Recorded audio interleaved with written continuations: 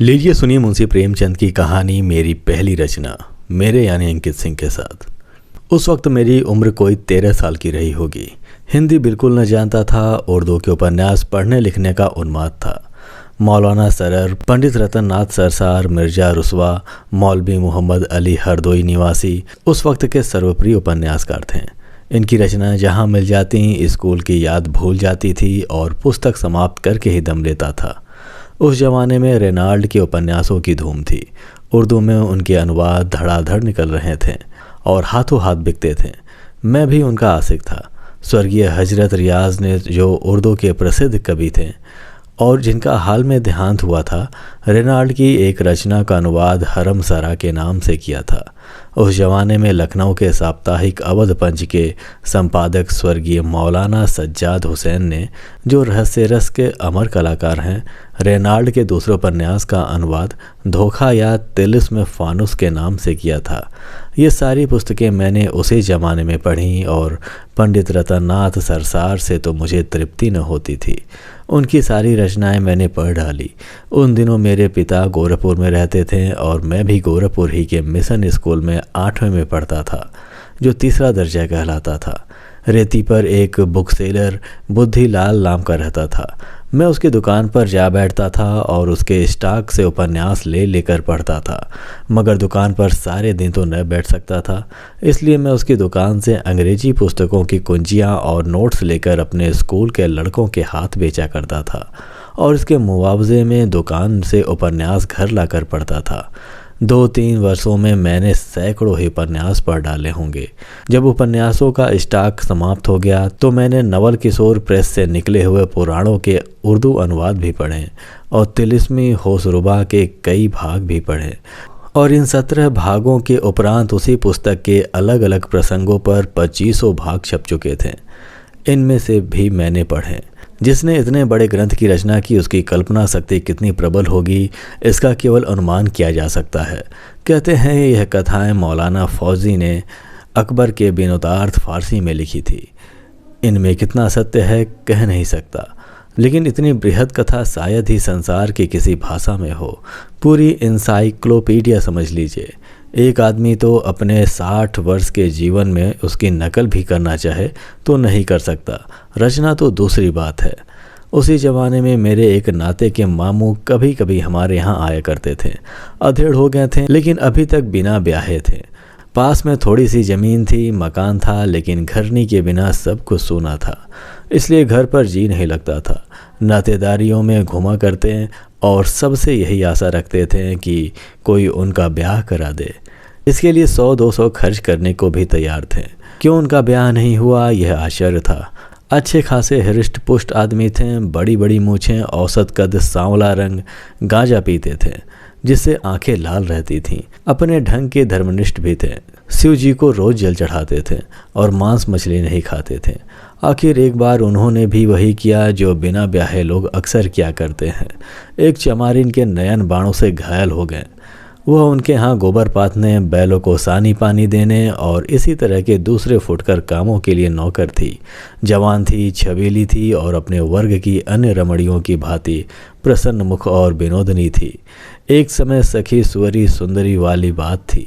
मामू साहब का त्रिषित हृदय मीठे जल की धारा देखते ही फिसल पड़ा। बातों बातों में उससे छेड़छाड़ करने लगे। वह इनके मन का भाव ताड़ गई। ऐसी अल्हड़ न थी और नखरे करने लगी।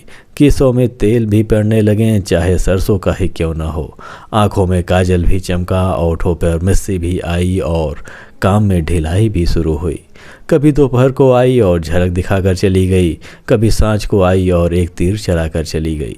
बैलों को सानी पानी मामू साहब खुद दे देते, गोबर दूसरे उठा ले जाते। युवती से बिगड़ते क्यों कर। वहाँ तो अब प्रेम का उदय हो गया था। होली में उसे प्रथानुसार एक साड़ी दी, मगर अब की गाजी की साड़ी न थी। खूबसूरत सी 2.25 रुपये की चुंदरी थी। होली की त्योहारी भी मामूल से चौगनी दी और यह सिलसिला यहाँ तक बढ़ा कि वह चमारिन ही घर की मालकिन हो गई। एक दिन संध्या समय चमारों ने आपस में पंचायत की। बड़े आदमी हुआ तो क्या करें, क्या किसी की इज्जत लेंगे। एक इन लाला के बाप थे कि कभी किसी मेहरिया की ओर आंख उठाकर न देखा। हालांकि यह सरासर गलत था और ये यह है कि नीची जाति की बहू बेटियों पर भी डोरे डालते हैं। समझाने बुझाने का मौका ना था, समझाने से लाला मानेंगे तो नहीं, उल्टे और कोई मामला खड़ा कर देंगे। इनके कलम घुमाने की तो देर है। इसलिए निश्चय हुआ कि लाला साहब को ऐसा सबक देना चाहिए कि हमेशा के लिए याद हो जाए। इज्जत का बदला खून ही चुकाता है, लेकिन मरम्मत से भी उसकी कुछ पुरौती हो सकती है। दूसरे दिन शाम को जब चंपा मामू साहब के घर में आई तो उन्होंने अंदर का द्वार बंद कर लिया। महीनों के असमंजस और हिचक और धार्मिक संघर्ष के बाद आज मामू साहब ने अपने प्रेम को व्यवहारिक रूप देने का निश्चय किया था। चाहे कुछ हो जाए, कुछ मर्जाद रहे या जाए, बाप दादा का नाम डूबे या उतराए। उधर चमारों का जत्था ताक में था ही। इधर किवाड़ बंद हुए, उधर उन्होंने द्वार खटखटाना शुरू किया। पहले तो मामू साहब ने समझा कोई आसामी मिलने आया होगा, किवाड़ बंद पाकर लौट जाएगा। लेकिन जब आदमियों का शोरगुल सुना तो घबराएं।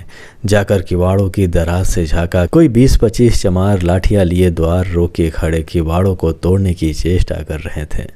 अब करें तो क्या करें, भागने का कहीं रास्ता नहीं, चंपा को कहीं छिपा नहीं सकते। समझ गए कि सामत आ गई। आशिकी इतनी जल्दी गुल खिलाएगी यह क्या जानते थे। नहीं इस चमारिन पर दिल आने ही क्यों देते। उधर चंपा इन्हीं को कोस रही थी। तुम्हारा क्या बिगड़ेगा, मेरी तो इज्जत लुट गई, घर वाले मूंड ही काट कर छोड़ेंगे। कहती थी कभी किवाड़ बंद न करो, हाथ पाँव जोड़ती थी, मगर तुम्हारे सिर पर तो भूत सवार था, लगी मुँह में कालिक की नहीं। मामू साहब बेचारे इस कूचे में कभी ना आए थे। कोई पक्का खिलाड़ी होता तो 100 उपाय निकाल लेता, लेकिन मामू साहब की तो जैसे सिट्टी पिट्टी भूल गई। बराउठ में थर थर कांपते हनुमान चालीसा का पाठ करते हुए खड़े थे। कुछ न सोचता था।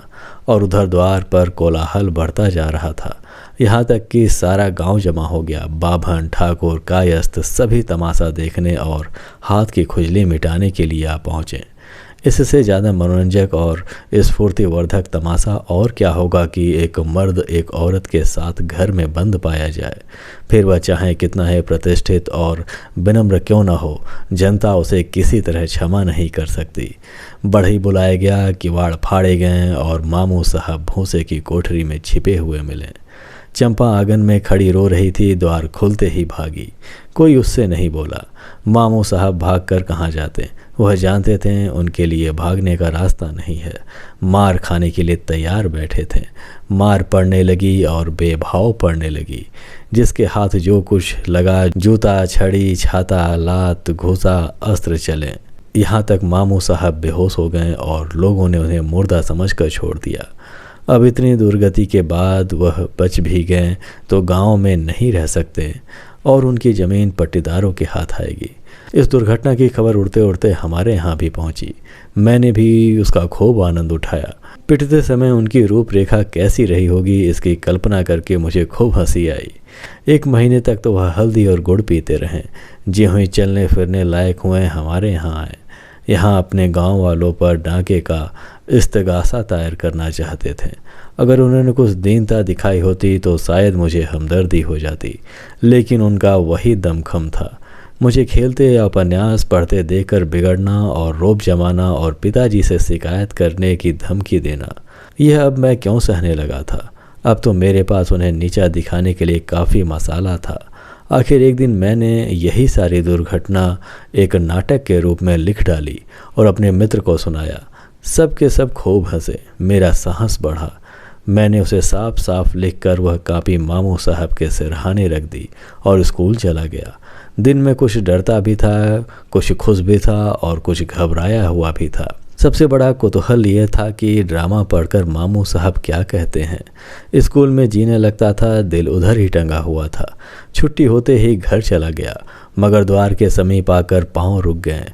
भय हुआ कहीं मामा साहब मुझे मार न बैठें, लेकिन इतना जानता था कि वह एक आध थप्पड़ से ज़्यादा मुझे मार न सकेंगे, क्योंकि मैं मार खाने वाले लड़कों में न था। मगर यह मामला क्या है, मामू साहब चारपाई पर नहीं हैं जहाँ वह नित्य लेटे हुए मिलते थे। क्या घर चले गए? आकर कमरा देखा, वहाँ भी सन्नाटा। मामू साहब के जूते, कपड़े, गठरी सब लापता। अंदर जाकर पूछा, मालूम हुआ मामू साहब किसी ज़रूरी काम से घर चले गए, भोजन तक नहीं किया। मैंने बाहर आकर सारा कमरा छान मारा, मगर मेरा ड्रामा, मेरी वह पहली रचना कहीं न मिली। मालूम नहीं मामू साहब ने उसे चिराग अली के सुपुर्द कर दिया या अपने साथ स्वर्ग ले गए। अभी आप सुन रहे थे मुंशी प्रेमचंद की कहानी मेरी पहली रचना, मेरे यानी अंकित सिंह के साथ। दोस्तों, ऐसे ही रोचक कहानियाँ सुनने के लिए अभी हमारे चैनल को सब्सक्राइब करें और बेल आइकन भी प्रेस करें।